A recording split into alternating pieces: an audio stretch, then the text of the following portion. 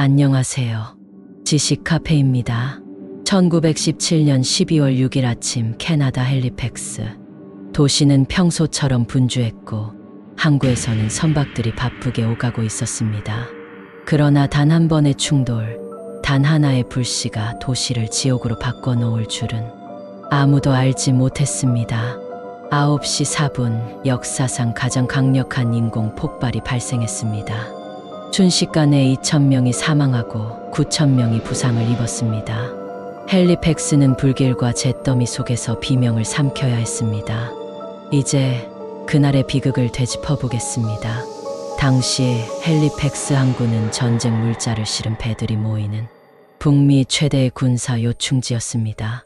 프랑스 화물선 몽블랑 호에스에스 몬플란스는 무려 2,146톤의 피크르산, 227톤의 TNT, 56톤의 니트로셀룰로스, 그리고 223톤의 벤젠을 가득 싣고 있었습니다.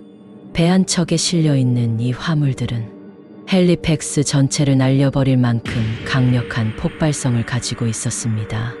그런데 노르웨이 화물선 이모호에스SMO가 좁은 해협에서 과속과 역주행을 하며 다가오고 있었습니다. 몽블랑호는 긴급히 경적을 울렸지만 이모호는 무시했습니다. 아침 8시 45분도 배는 피할 수 없는 충돌을 맞이했습니다. 이모호의 선수는 몽블랑호의 측면을 깊숙이 파고들었고 순식간에 선체에서 불길이 치솟았습니다. 그 순간 그곳에 있던 누구도 이 불길이 도시 전체를 삼킬 것이라곤 상상하지 못했습니다. 충돌 후 몽블랑호는 항구로 이동하려 했지만 이미 선체 내부에서는 불이 빠르게 번지고 있었습니다. 그러나 문제는 이 배가 강력한 폭발물로 가득 차 있었다는 사실입니다. 선원들은 절망하며 소리를 질렀습니다. 배에 화약이 실려 있다. 당장 도망쳐야 한다. 하지만 프랑스어로 외친 이 경고를 많은 사람들은 이해하지 못했습니다. 오히려 항구에는 수천 명의 사람들이 몰려들었습니다. 그들은 단순한 화재 사고를 구경하는 줄 알았던 것이죠. 그리고 시간이 다가오고 있었습니다. 9시 4분 몽블랑호는 엄청난 폭발과 함께 사라졌습니다. 폭발의 위력은 TNT 2.9킬로톤급. 이는 핵무기를 제외하고 인류 역사상 가장 강력한 인공 폭발이었습니다. 도시는 거대한 버섯구름 아래 묻혔고 폭발 후 폭풍이 시속 1000km의 속도로 번져나가며 사람과 건물을 무차별적으로 날려버렸습니다. 항구 주변에 있던 수천 명의 시민들은 순식간에 사라졌습니다.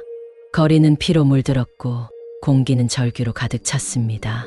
폭발음은 321km 떨어진 곳에서도 들렸습니다.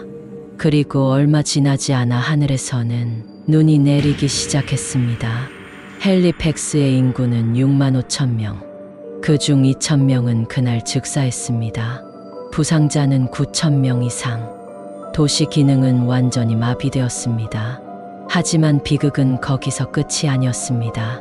폭발 직후 날씨는 급격히 변했고 기온이 급강하하며 폭설이 쏟아졌습니다. 부상자들은 차디찬 거리에서 피를 흘리며 쓰러져 갔고 도움을 기다릴 병원도 의사도 남아있지 않았습니다. 어떤 사람들은 부상을 입고도 추위 속에서 서서히 얼어 죽어야 했습니다.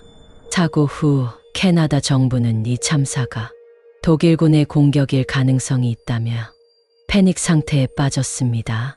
그들은 근거 없이 독일계 캐나다인들을 체포했고 비극 속에서 또 다른 혼란이 이어졌습니다. 하지만 진실은 밝혀졌습니다. 이 사고는 단순한 실수였고 과속과 역주행이 불러온 인재였던 것입니다.